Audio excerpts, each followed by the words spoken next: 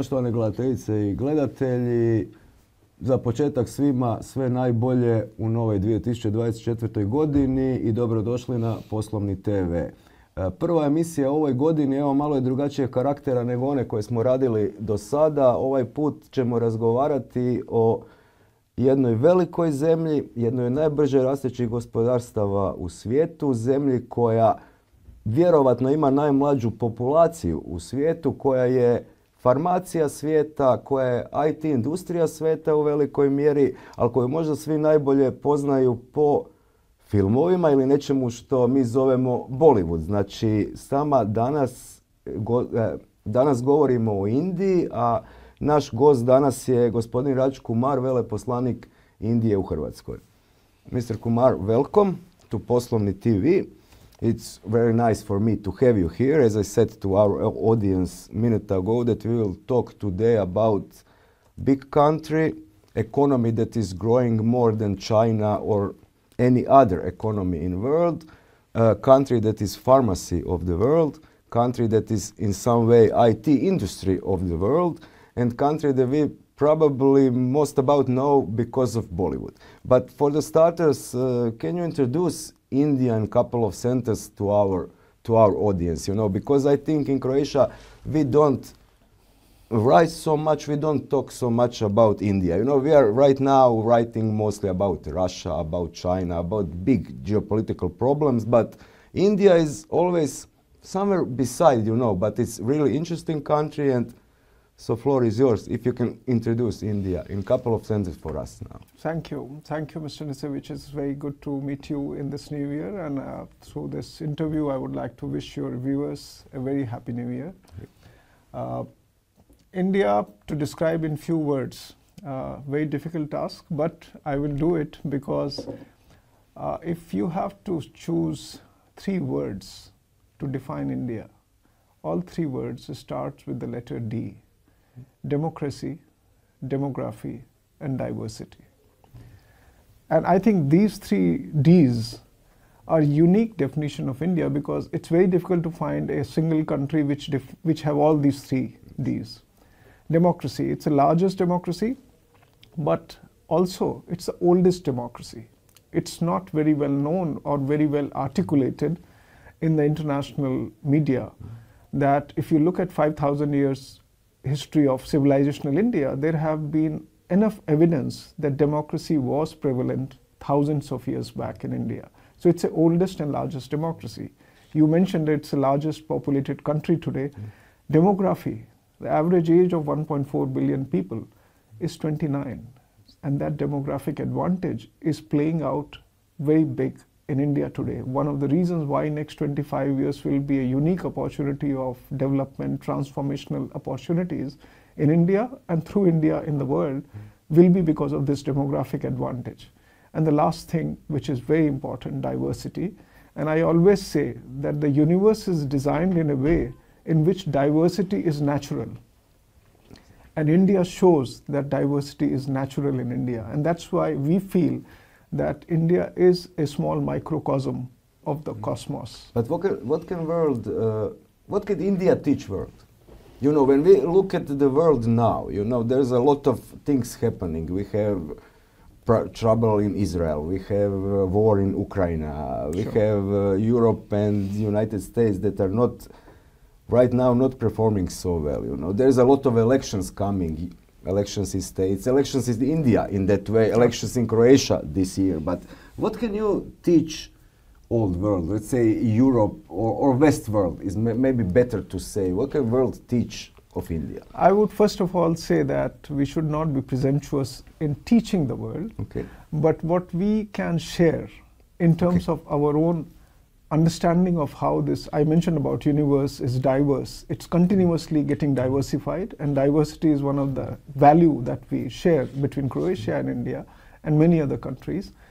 What I would say is one of the key principles that we believe in India, and that was the motto of the G20 presidency of India, was one earth, one family, one future. World is one family.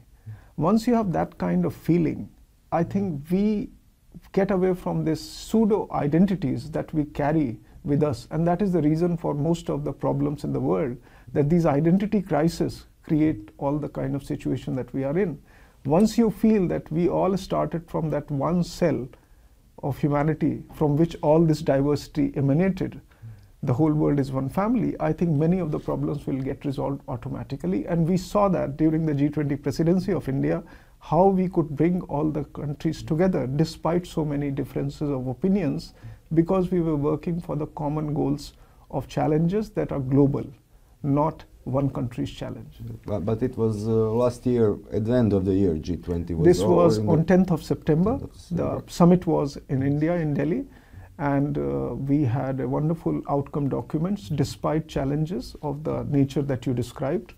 But I think one of the common element of this work that we did together with the community in G20, including inclusion of the African Union as part of G20 now, G21 you can say, was that we were working for global challenges, and global challenges cannot be solved by one country. We have to work like a family.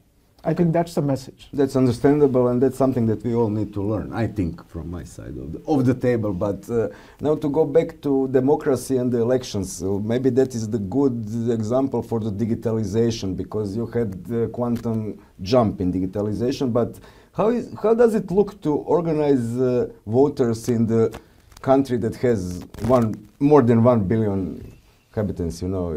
Does the digitalization help in that? It does help a lot, and one of the big things that has happened in the last 5 years in India is the creation of digital public infrastructure. When you talk about elections, we have been doing electronic voting machine, and that's one of the reasons why the elections have become very smooth in terms of operation and results. Because I remember when we were a small child, we used to have a celebration of elections, because post the election, when the counting took place, it was almost a week-long counting process with lots of movies coming on television. That has changed a lot because of technology.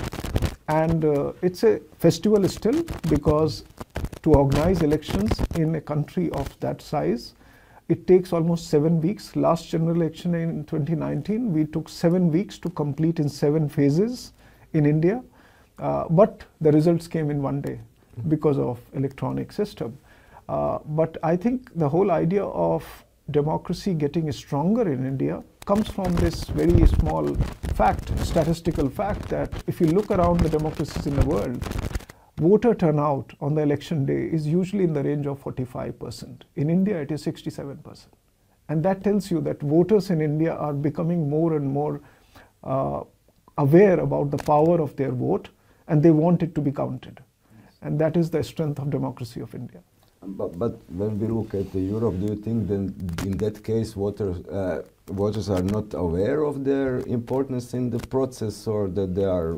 I think there are a combination of factors. One is that people become complacent, indifferent, that politics doesn't help, or sometimes they think that my vote would not make a difference. It's because it's the same situation in Croatia, you know, we have that kind of the 40 to 50% of voters are out there on the elections, but there is maybe 20 or 22 and more % of people that are not voting now for the maybe second time in the voice. So that is the big amount of the votes that are not consumed, you know. So it's interesting to talk with somebody with somebody from the country where that number is rising, you know. So but to go back to the digitalization, because that is something that Croatia is also working on, talking about, there is something that we have good results in some fields, in some not so good. But when you look at India, you know, those 5 years that you mentioned, the health insurance, you know, everything that happened,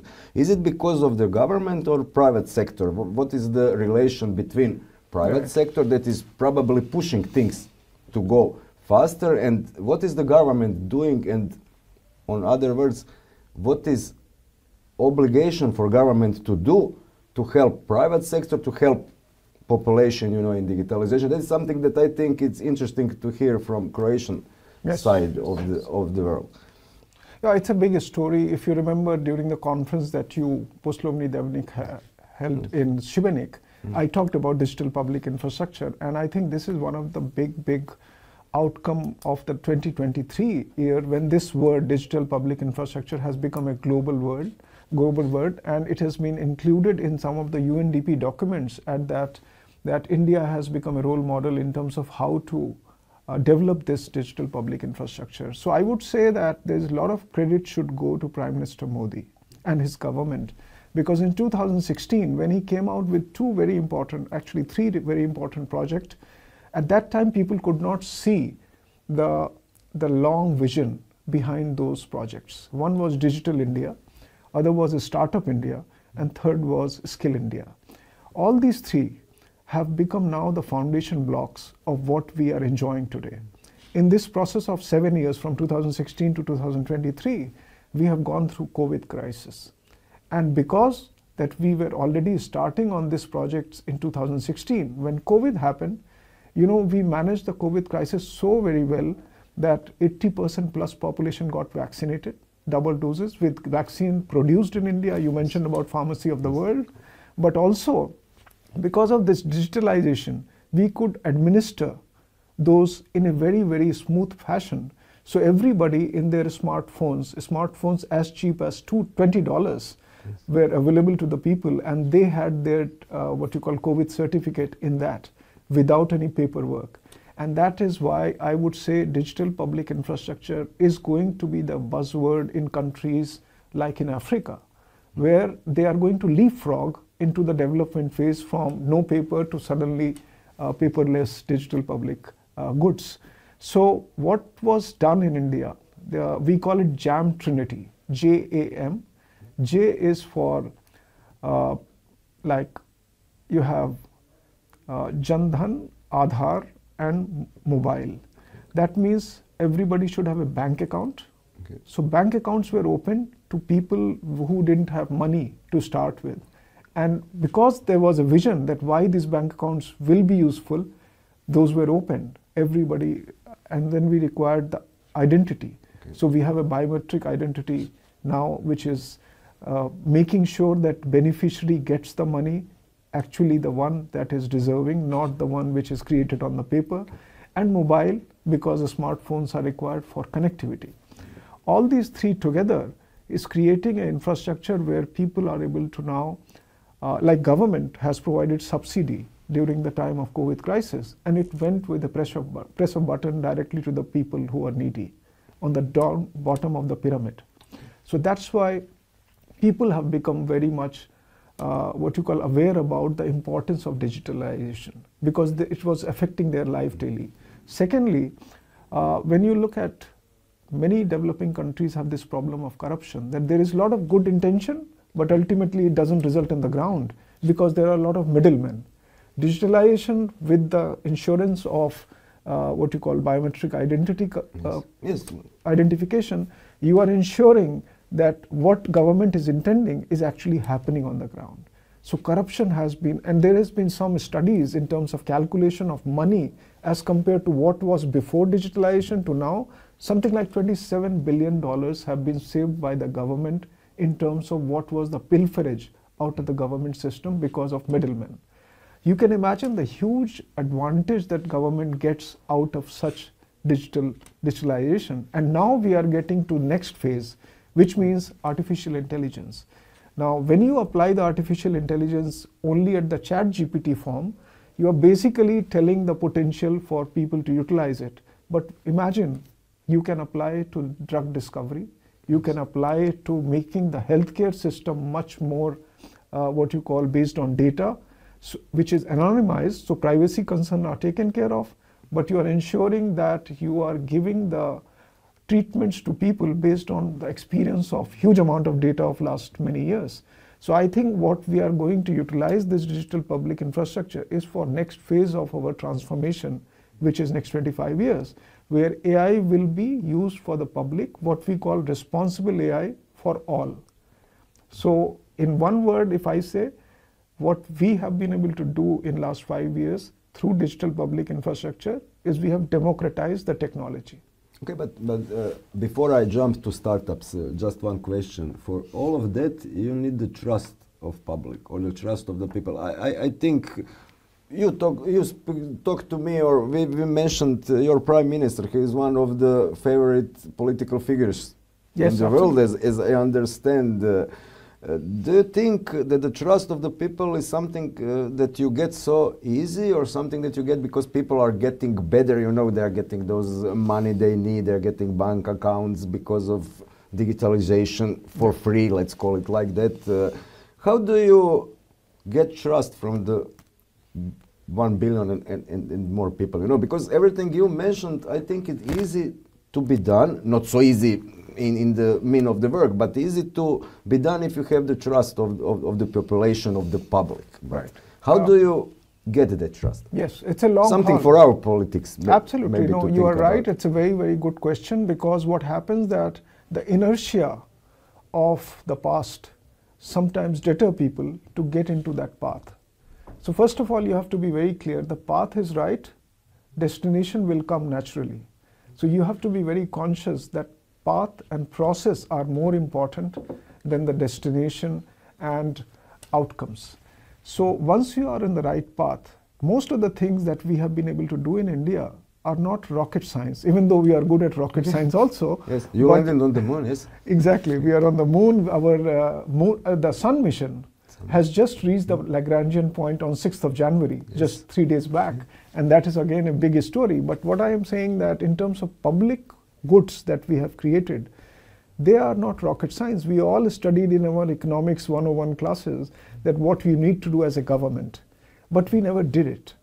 We always claim that there are problem of corruption, there are problem of delivery, but once you start doing focused manner, people develop trust in the government. And the word that you use, trust, is to be built over a period of time. But once you have built it, it is the best asset you have to develop transformational program. And that's what India is in a position to do today with the trust of the people. Do you think you need a years then to ruin the trust, or you need some couple of wrong moves? I think what How do you look at it? Yeah, what you need is basically that be clear that you are enjoying the process. Outcomes do not bother about. You just keep doing it and you will end up surprising yourself with the outcomes, because most of the time what India has achieved in the last 7 years or so has been beyond what they imagined to start with.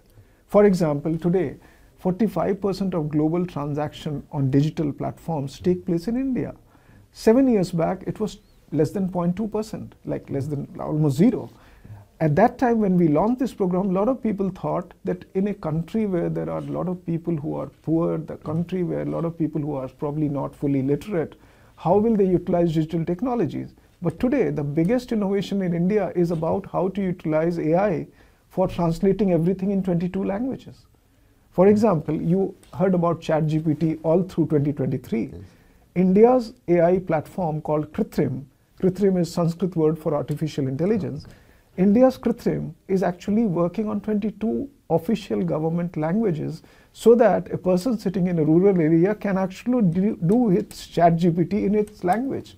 He doesn't have to bother about Hindi, English. He can do it in Gujarati or in Odia. And that is why it is important to understand that technology is a big enabler, provided you utilize it for the right path. Coming back to the point that if your path is right, you will surprise with the outcomes. Okay. Now back to economy topics. You know, you mentioned startups already a couple of minutes ago, but let's talk about startup development in India. How many unicorns do you have? Do you have maybe number or not? Yes. Okay. So we have registered startups, which in the last message that I saw some 3 months back, it was 84,000 registered startups. 115 unicorns, which are $1 billion worth, more than $1 billion. And this data was in 2016, when the Startup India was launched, was less than 5,000 startups and 2 unicorns. So in 7-year journey of Startup India, of course with the whole ecosystem of private sector and the universities, we have jumped from 2 unicorns to 115 unicorns, from 5,000 startups to 84,000 startups. But more important is this, that these startups are working in not only tech sector, but in societal sectors. Yes. So problems of climate change, problems of COVID, problems of logistics, all are being solved by the people, for the people, of the people. Pure democratization of opportunities. So whole idea of a Startup India is empower the people, don't try to give them employment, make them employers. And that is what is happening in India. Okay, and when we talk about startups, okay, we know each other for 2 years, I think, and we already talk about it. Your connections with the Croatian government, your efforts to go to our startups and bring them to India, you know, maybe to exchange some experiences. How is it going? It does well, but you know, when you look at the scale of India and the scale of Croatia, it's a big difference. But my idea of about connecting this to ecosystem is about bottom up. That if I get 2 successes every 2 months, that's good, because in terms of, I always, like, I think some of my friends in the startup community in Croatia joke this, that you have 115 unicorns, but we have per capita wise more unicorns in anywhere in the world. So I think scale is not in terms of quantity, but quality. That if I have 2 quality startups connecting to India, for example, Infobip, it's one of your first, like, it's the first unicorn of Croatia, but it's now a multinational. It has 4 branches in India, and Infobip works very closely with us in that connection of startups, not so much as a Croatian company, but as a multinational company. So I would say that world is global, world is one family, and in that context, our efforts is to connect everywhere possible. We have tried to create this bridge with some challenges, something was successful, but more importantly, I think the mobility of people creates opportunities. The best investment from India that has come to Croatia is because those tourists who came to tour and found the opportunity to invest. So I think mobility is more important. Okay, tourism is important. You know, we in Croatia know that because tourism is nearly 20% of our GDP. Exactly. It's created by tourism. When we talk about tourism, India also has a great opportunity. You know, what I saw, and I don't know that much about India, to be honest, but I think a lot of our viewers in this moment are thinking about India on old-fashioned way. Let's call it like that, like Slam Dog Millionaire. But what are the opportunities in tourism for India? Huge, huge. I think India is, like a lot of people ask me, what is a good time to visit India? And I say, you tell me the time, I'll tell you the place. India is too big a country. So if you are going in a summer month, not a good time to go to Agra to see Taj Mahal because very hot, but you can always go to Himalayas. You can always go to seaside, to the beaches. So basically, India offers every possible theme, every possible geography. It's a question is about, like for example, place to go fair is coming up in January, just 10 days from now in Arena, and India is one of the partner countries. Our message during that presentation of India in place to go fair is, when you want to visit India, you are looking for experiential tourism where you will try to spend the moment, living in the moment, and trying to discover not India, but discover yourself. Yes. I think India provides that opportunity because of huge canvas that is there. Everybody is able to recognize part of their inner self in somewhere. And that is the point of tourism today. I think when you come to Croatia also, I tell my friends who come to Croatia that Croatia is a great country to have an experiential tourism. Like when you sit in front of the green Adriatic Sea and just do nothing, I think that is the time you get revelations about yourself. That sitting time peacefully with yourself, that is the kind of experiential tourism we should promote, especially after COVID-19. How big is the interest in your country about visiting Croatia? It is increasing. I think the number of Indian tourists who are going to come to Croatia will not be dependent upon interest in Indians. It will be dependent upon the capacity of Croatian embassy in Delhi to issue visas. Okay. And I noticed that in 2023, I think you were very falling short of your capacity to issue visas. There was huge demand, but hardly.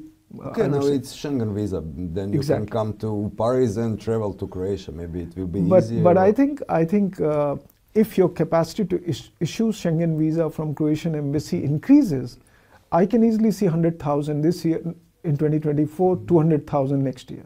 The scale is like that. It will not be jumping 10%, it will be jumping 50%. So it's a question for us, can we endure it, you know, so much people in one time in Croatia, but when we are talking about people, we need to talk about foreign laborers, or you know, there is a lot of Indian workers, a lot of, when I say a lot of, that is much bigger number than 2 or 3 years ago, 5 years not to mention, but it's increasing, you know, we need foreign workers. Some of our politicians are saying we don't need, you know, we need to give it everything to Croatians, but to be honest, we need foreign workers right now in Croatia, and there is a big number of workers from India coming to Croatia. Are you maybe in contact with them? Do they contact embassy? Do they have anything to talk about, or I don't know, ask you about, or?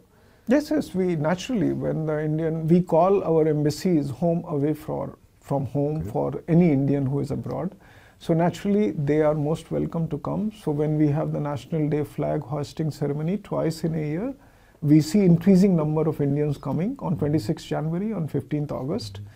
But also because they would require consular documents, attestation or renewal. So we see our consular visitors have increased in the last 2 years. I know in 3 years back when I came, there were around about 250 Indians living in Croatia. Now it is close to 12,000. So numbers have increased dramatically. But I think when you talk about foreign workers, one of the things that we mentioned about the 3 programs, Digital India, Startup India and Skill India. I think that skill part is the reason why Indian workers or Indian talent, I don't use the word workers because as soon as you say workers, the mindset puts you in it. But I'm saying from my point of view that when you say talent, suddenly your perspective changes. And I think it's very important to choose the words rightly to create the mindset change. That has happened in India. For example, education to get a degree is not important. Education to get a skill is more important. And that's why Skill India campaign has been tremendously successful. People are proud that I am a carpenter because they took education at the 10+2 level of becoming a good carpenter because they like woodwork. There is no shame in saying this job is lower or that job is lower. It's all talent. Whether you are an AI engineer or whether you are a carpenter, both are talented. And I think this talent is the foundation of many partnerships that India is having today with Japan, with Australia, with UAE, with Europe. And that's what I see, that there are 4 T's. You mentioned about tourism, technology, trade, and talent. This talent is the workers that you were talking about. So when I see these Indian people who come to take consular work, documents from my embassy, and I talk to them quite frequently when I'm walking across, and I always look at them as talent from India. And that is why there is a lot of pride that 250 to 12,000, I can see talent flourishing from India in Croatia. It works in shipbuilding industry, which is wonderful because you are strong in shipbuilding historically. And I like that when Indian shipbuilders are working in Brodo Split. Construction industry, you know, when this big storm happened in Croatia in August this year, one of the very infamous picture was a crane falling down. Yes. One of the workers, there was one worker inside that crane, and that was an Indian from Kerala. I visited the hospital where he was injured and getting treatment. But I was very amazed to see the positive spirit of that person. Young guy, very well, and he said that small damage, 30-meter fall in a storm, and the guy recovered in 1 month and back to work.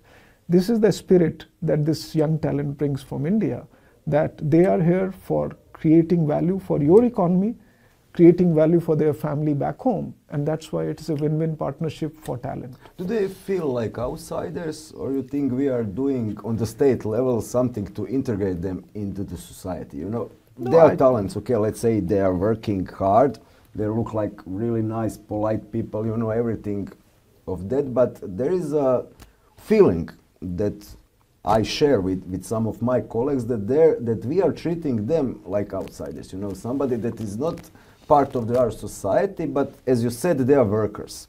Yeah. But okay, let's say they are talents. Do you think that we need to do more to integrate those talents in our society? Because right now we need people that have talent in working on the cranes or I don't know, things like that in the shipyards. But we also need doctors, you know. In Croatia we have a lot of problem with high educated talents, let's call them like that. But how to integrate and to get somebody from India that is really good doctor, let's say it as an example, you know, how to get them here if we treat them like outsiders or somebody that is just coming to do the work and let's go home, you know. Right, right. No, so talent, when I am talking about 12,000 people from India, they are not only these two sectors. For example, Rimac has close to 50 mechanical engineers from small towns of India, not from big cities. You're talking about doctors. I am aware about a project, hopefully like in the next 3 months, you will have nurses from India working in hospitals. So basically what I am saying that this is all pervasive because skills, I think we have recognized 35 specialist skills which are required for mobility of people, and nursing, IT, all this forms part of that. It all depends upon the demand. For example, in the healthcare sector, there is a huge amount of movement from India in the last 50 years, not 10 years, between India, south of India and Gulf countries, which means Persian Gulf areas like UAE, Saudi Arabia and all. Now, I was in Japan before coming to Croatia, and I know we have a very strong partnership with Japan from nurses from northeast of India working in Japan. But before leaving for Japan, they learn N2 level Japanese language in India. So that when they land in Japan, they are already comfortable to communicate with the patient. Yes, that was my question. You know, I'm not talking about nurses or things like that. I'm talking about those guys from Rimac, you know, from Bugatti Rimac. Now, do they feel welcomed here? Okay, they have good jobs, you know, in Rimac, and that's Bugatti as a firm, you know, but do we do enough in Croatia to integrate them, to make them relaxed and to make them feel safe and welcome in every place, you know, and in every situation, on some concert or I on think, so the answer to New that Year is celebration. It's a process. It's a process. We are on that. Like I would say that I was in in Medjugorje. They invited me for a Saturday Čakovec, and they invited me, the mayor invited me that there is a small food festival where 6 different communities which are working in Čakovec, they will produce food of their countries, and one of those nationality group was Indian. So 6 of them were producing Indian food. I think I like that idea that this is how you provide a slice of different cultures to your own people, but also tell that these are not only workers, they are people who have different talents, not only in the field that they are working, but also they produce very good cuisine. And that is a very good exchange, a very good way of integrating the people who are working around with you. So I think these kind of projects will continue flourishing because the economic value on one side, but also connecting people. And I think with that connection comes the investment. I told you that the biggest investment that happened in Ludbreg, in the pharmaceutical capsule making company from India, close to 40 million euros in the last 5-6 years, was by a person who came for a simple tourism to Adriatic Sea and liked the country and invested.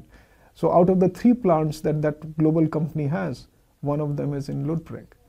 So I would say that this mobility is very important for not only for that specific work that the person is bringing, but also he will bring the families, the information about Croatia back home, and that will create new kind of economic cooperation.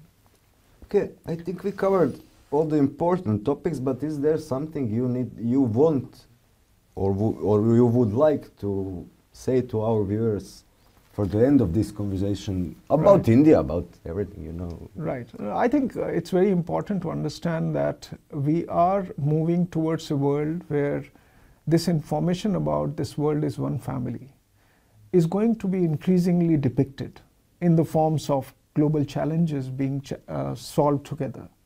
India has shown in the past few years that we do not wait for the help required from other countries.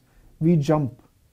When the earthquake happened in Turkey, before Turkish ambassador in Delhi could ask us, the Indian aircrafts were already ready with the supplies, and they established within 36 hours a hospital in the place for treatment of people at the earthquake.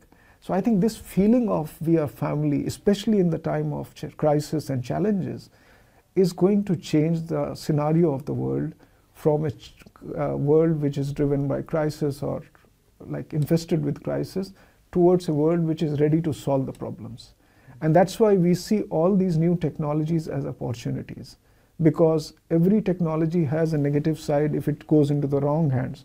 But I think our history, humanity of history has proven that the good is always prevailing over the evil. And that's why we look towards the future as big opportunity for with optimism. And I think that is what we would like to share wherever we go. Indians who are working abroad bring that optimism.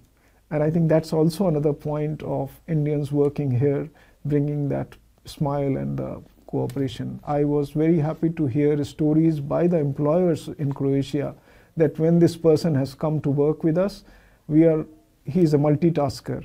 He does not only the work for which he is employed, but he does other work. But apart from that, he also cooks some beautiful Indian cuisine which we never got exposure to. I think this kind of feeling of coming together, working together and creating new positive values for each other, this is the message. And since we are in the new year, I think it's a very good positive thing to start with. I think this kind of positivity is a good message, you know, coming from so big country, because we are unfortunately living in the times of Putin, of Trump, of all the things that are on our backs right now, you know, but this kind of optimism is rare in these times, especially in Croatia. You know, we are also more orientated on complaining and saying things are not good. So I think this was the great message for the end of this video shoot. Thank you. I'm very happy. Thank you very much one more time for coming here and for spending your time with us. I hope we did some clearances on questions of India for Croatia viewers, because there is not so much, as I said, stories or